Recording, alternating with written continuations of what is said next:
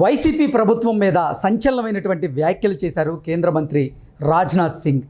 YCP ప్రభుత్వం అవినీతిలో కూరుకుపోయిందని, ఆంధ్రప్రదేశ్లో భూ కబ్జాలు వైసీపీ ప్రభుత్వం తెగ చేస్తోందని, ఎన్డీఏ కూటమి అధికారంలోకి వస్తేనే ఈ భూ కబ్జాలు ఆగుతాయి అంటూ కూడా రాజ్నాథ్ సింగ్ సంచలనమైనటువంటి వ్యాఖ్యలు చేసినటువంటి నేపథ్యంలో ఈ అంశానికి సంబంధించి మనతో మాట్లాడేందుకు ప్రముఖ సీనియర్ జర్నలిస్ట్, ప్రముఖ రాజకీయ విశ్లేషకులు దుర్గా వడ్లమణి గారు మనతో ఉన్నారు. మేడంతో మాట్లాడదాం. మేడం నమస్తే. మేడం నమస్తే. మేడం, ఆంధ్రప్రదేశ్లో వైసీపీ ప్రభుత్వం మీద సంచలనమైనటువంటి వ్యాఖ్యలు చేశారు కేంద్ర మంత్రి రాజ్నాథ్ సింగ్. వైసీపీ ప్రభుత్వం అవినీతిలో కూరుకుపోయిందని, వారు భూ కబ్జాలకు కూడా పాల్పడ్డారని, ఎన్డీఏ కూటమి అధికారంలోకి వస్తేనే ఈ భూ కబ్జాలు ఆగే అవకాశం ఉంది అంటూ ఆయన సంచలనమైనటువంటి వ్యాఖ్యలు చేసిన నేపథ్యంలో ఏంటి మేడం అసలు రాజ్నాథ్ సింగ్ గారి వ్యాఖ్యల వెనక ఆయన ఉద్దేశం ఏంటి అంటే ఏం చెప్తారు?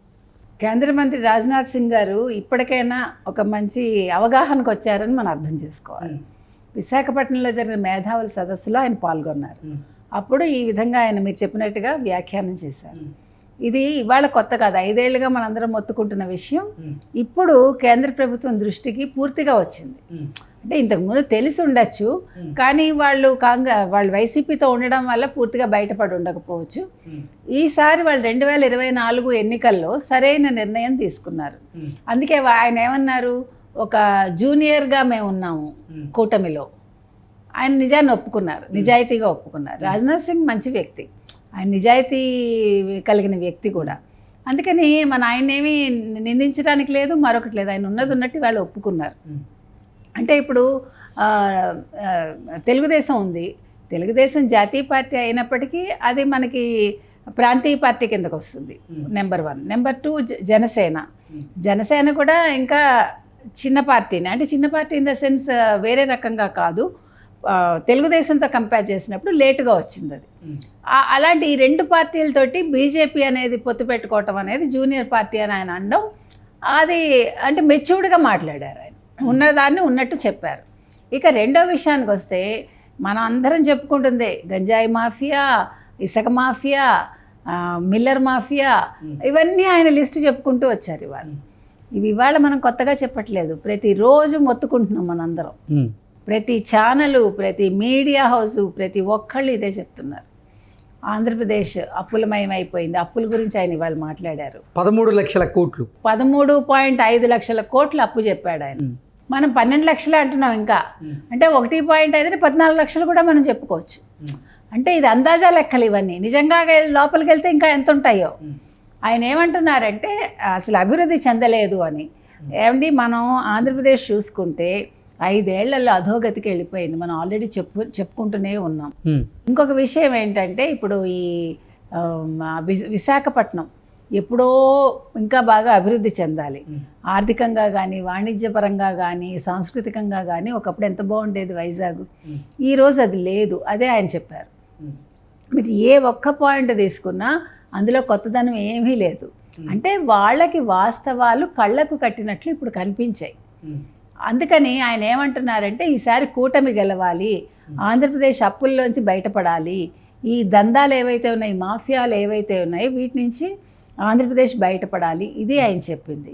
మనం ఏ రకంగా తీసుకున్నా, ఇప్పుడు షర్మిల గారు అదే చెప్తోంది. మా అన్న అంతా అప్పులమయం చేశాడు, ఆవిడ ప్రశ్నిస్తోంది. ప్రతి సెకను ప్రతి ఒక్కటి ఆవిడ నిలదీస్తోంది మీరు చూస్తే.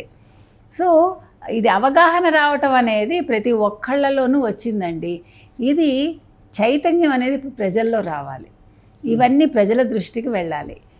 అంటే అప్పుల విషయంలో ప్రజల్లో, ఆంధ్రప్రదేశ్ ప్రజల్లో ఒక కన్ఫ్యూజన్ అయితే ఉంది.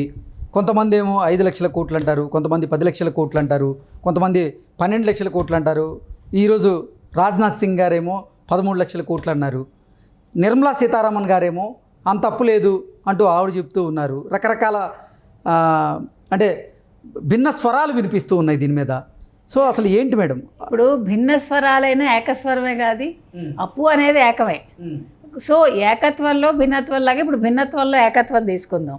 ఇప్పుడు రాజ్నాథ్ సింగ్ గారు చెప్పిందే మనం ఫైనల్గా తీసుకోవచ్చు. కేంద్ర ప్రభుత్వం దృష్టికి వెళ్ళినది ఏదైనా ఉంటుందా? వాళ్ళ నిఘా వ్యవస్థ ఉంటుంది కదా వాళ్ళకి. వాళ్ళు ఇప్పుడు ఒక పార్టీతో పొత్తు పెట్టుకునే ముందు అక్కడ పరిస్థితులు అవగాహన చేసుకుంటారుగా ఆ రాష్ట్రంతో. ఇప్పుడు ఇంతకుముందు 5 ఏళ్ళు వాళ్ళు వైసీపీతో ఉన్నప్పుడు సరే ఉన్నారు, అయిపోయింది. తెలుగుదేశం జనసేనతో కూటమిలో చేరేటప్పుడు వాళ్ళు గ్యాప్ తీసుకున్నారు. మీరు అబ్జర్వ్ చేస్తుంటే గ్యాప్ ఎందుకు తీసుకున్నారు? వాళ్ళు ప్రతి ఒక్కటి కూలంకషంగా పరిశీలించి దాని గురించి చర్చించుకుని అప్పుడు వాళ్ళు కూటమిలోకి వచ్చారు. అంటే వాస్తవ పరిస్థితులు వాళ్ళు తెలుసుకున్నారు. ఇక్కడ అప్పులు ఎంత ఉన్నాయి, ఆస్తులు ఎంత ఉన్నాయి, ప్రభుత్వం ఏం చేసింది, సంపద పెంచిందా, ప్రజల దుస్థితి ఎట్లా ఉంది, పరిస్థితి ఎట్లా ఉంది. ఇప్పుడు దుస్థితిగా ఉంది కాబట్టి వాళ్ళు ఇందులో చేరారు. ఇంకొకటి ఆయన ఇంకో మాట అన్నాడు, ఇది కూడా మనం ఆల్రెడీ చెప్పుకున్నాం, మీరు వెనక్కి మన వీడియోస్ చూస్తే మీకు అర్థమవుతుంది. ఇప్పుడు ఆంధ్రప్రదేశ్లో ప్రతి వ్యక్తి మీద 2 లక్షల రూపాయల అప్పు ఉంది అంటూ ఆయన చెప్పినటువంటి నేపథ్యం. మనం ఏమన్నాము, తలెత్తి చూస్తే చుక్కలు ఎన్ని ఉన్నాయో చుక్కల లాగానే ఒక్కొక్క మనిషి మీద అన్ని లక్షల అప్పు ఉంటుంది మనకి అన్నాం. ఆయన ఇవాళ అదే మాట చెప్పాడు, 2 లక్షల అప్పు ఉందని చెప్పాడు ఒక మనిషికి. అంటే ఒక తల మీద 2 లక్షల అప్పు 5 ఏళ్లలో జగన్మోహన్ రెడ్డి ప్రభుత్వం చేసిందనమాట. సో అందుకని ఇప్పుడు ఏమనాలి, ప్రతిపక్షం మాట్లాడినవన్నీ నిజాలు అనేది ఈరోజు ఆంధ్రప్రదేశ్ ప్రభుత్వానికి ఆంధ్రప్రదేశ్ ప్రజలకి కళ్ళ కట్టినట్లు ఆయన చెప్పారు. ఇప్పుడు పోనీ లోకల్గా ఉండే వాళ్ళు చెప్తుంటే ప్రతిపక్షం మాట్లాడింది వాళ్ళు అబద్ధం చెప్పారు అనుకోవచ్చు. కానీ కేంద్ర ప్రభుత్వం నుంచి ఒక మంత్రి వచ్చి ఈ విధంగా మాట్లాడారు అంటే అందులో వాస్తవం ఉన్నట్టే లెక్క కదా. మీరు ఏ ఒక్క అంశం అందులో మిస్ అవ్వలేదు. ఈ పోలవరం ప్రాజెక్టు 15,000 కోట్లు ఇచ్చామన్నారు ఆయన. మరి ఇచ్చారు కదా, పోలవరం ఎప్పుడో పూర్తి అవ్వాల్సింది, ఈయన వల్ల అవ్వలేదు అన్నారు ఆయన. జగన్ ప్రభుత్వం ఏం చేస్తుందని ప్రశ్నించాడు ఆయన. ఏది చూసుకోండి మీరు, ఇప్పుడు షర్మిల అదే చెప్తున్నారు, కేంద్ర ప్రభుత్వం అదే చెప్తుంది, ప్రతిపక్షాలు అవే చెప్తున్నాయి. ఎవరు చూసినా ఒకే మాట మీద ఉన్నారు. అంటే జగన్మోహన్ రెడ్డి పూర్తిగా విఫలమయ్యాడు, ఆయన పాలనలో విఫలమయ్యాడు ఆయన. కాబట్టి ఇప్పుడు ప్రజలు కళ్ళు తెరిచి చూసి ఏ పార్టీకి ఓటు వేయాలి అనేది ఆంధ్రప్రదేశ్ ప్రజలు ముఖ్యంగా వాళ్ళు ఆలోచించి ఓటు వేయాలి. ఓకే, నిన్న మొన్నటి వరకు ప్రధాని మోదీ ఆంధ్రప్రదేశ్లో సభకి అంటే చిలకలూరుపేట వేదికగా జరిగినటువంటి సభకు వచ్చినప్పుడు జగన్మోహన్ రెడ్డిని కానీ ఆంధ్రప్రదేశ్ ప్రభుత్వాన్ని కానీ ఆయన విమర్శించలేదు అంటూ మోదీ గారి మీద కొన్ని ఆరోపణలు వచ్చినటువంటి నేపథ్యంలో ఈరోజు కేంద్ర మంత్రి అయినటువంటి రాజ్నాథ్ సింగ్ గారు వైసీపీ ప్రభుత్వాన్ని జగన్మోహన్ రెడ్డిని ఉద్దేశించి కొన్ని సంచలనమైనటువంటి వ్యాఖ్యలు చేసిన నేపథ్యంలో దీన్ని ఎలా చూడొచ్చు మనం? కొన్ని సంచలనం కాదండి, పూర్తిగా సంచలన వ్యాఖ్యలు చేశారు ఆయన. 100% సంచలన వ్యాఖ్యలే చేశారు ఆయన. అయితే ఆ రోజు చిలకలూరుపేటలో మాట్లాడలేదు, కానీ ప్రధాని మోదీ సభలో జరిగిన అదేంటది కార్యకర్తల్ని రానివ్వలేదు, మీకు గుర్తుంటే. అందుకే ఇవాళ రాణా వెళ్ళిపోయాడు కదా, కాంతి రాణా టాటా ఇవాళ వెళ్ళిపోయాడు కదా. అందుకే పదవిలోంచి ఏం చేశారు, ఆయన్ని బదిలీ చేశారు. ఎందుకు చేశారు? ఆ రోజు విఫలమయ్యాడు కాబట్టి. అప్పటికి ఇంకా తెలిసి సభ జరిగినప్పుడు గుర్తించుండకపోవచ్చు మేబీ మోదీ గారు. తర్వాత వాళ్ళు దీని మీద ఎంక్వైరీ వేసుకుంటారు కదా, వేసుకున్నాక ఒక్కొక్క వాస్తవం బయటకు వచ్చి ఉండొచ్చు. So it may take some time for them to openly to. అంటే అసలు ఆయన సభలో జగన్మోహన్ రెడ్డిని ఉద్దేశించి విమర్శలు చేయలేదు అనేది ఆయన మీద వచ్చినటువంటి ఆరోపణలు. దానికే చెప్తున్నానండి, ఆ రోజు ఆయన మాట్లాడలేదు సభలో, జగన్మోహన్ రెడ్డిని విమర్శించలేదు. ఓకే, ఎందుకంటే అంతకు ముందు రోజు వరకు వాళ్ళు వైసీపీతో ఉన్నారు కదా. అంతకుముందు వీళ్ళు ఈ కూటమిలోకి వచ్చే ముందు వరకు కొద్ది కాలమే కదా అయింది కూటమిలో కలిసి బీజేపీ. సో ఇంకా ఆ కూటమి ఇది ఉంటుంది, కూటమిలోకి వచ్చినా కూడా పాత ఇది ఉంటుంది. అర్థం చేసుకోవడానికి టైం పట్టి ఉండొచ్చు అంటున్నా. ఇమీడియట్గా ఆయన మాట్లాడి ఉండకపోవచ్చు, విమర్శలు చేసి ఉండకపోవచ్చు.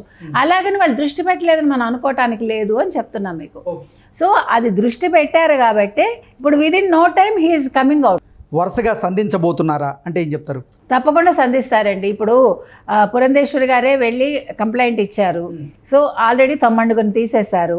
ఇప్పుడు ముఖ్యమైన వాళ్ళని ఇవాళ 2 తీసేశారు, డీజీపీ అండ్ టాటాని కూడా బదిలీ చేశారు. ఇప్పుడు ఇంటెలిజెన్స్ చీఫ్ని తీసేశారు, కాంతిరాణా టాటా విజయవాడ కమిషనరు. ఇంకా మిగిలింది సిఎస్ని కూడా తీసేస్తే అంటే ట్రాన్స్ఫర్ చేస్తే అప్పుడు కంప్లీట్గా వాళ్ళకి పూర్తి అవగాహన వచ్చింది ఆంధ్రప్రదేశ్ మీద బీజేపీకి అని మనం అర్థం చేసుకోవచ్చు. ఇప్పుడు ఒక్కొక్కళ్ళు ఇంకా మాట్లాడటం పూర్తిగా మొదలు పెడతారు. ఇప్పుడు ఇంకా కొంచెం సభలు జరుగుతాయి కదా, ఆ సభల్లో అందరూ కూడా ఓపెన్గా మాట్లాడతారు. Okay madam, thank you so much.